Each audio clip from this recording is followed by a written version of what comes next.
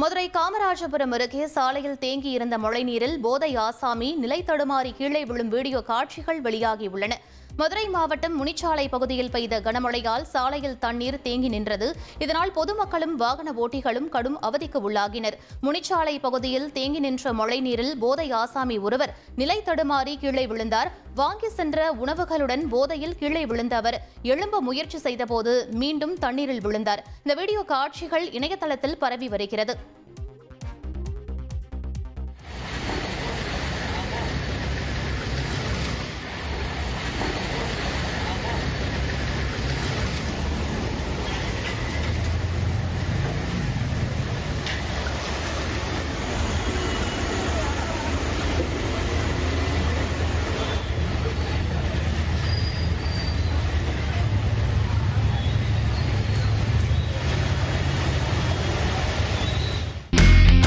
இனி செல்லும் இடமெல்லாம் செய்தி.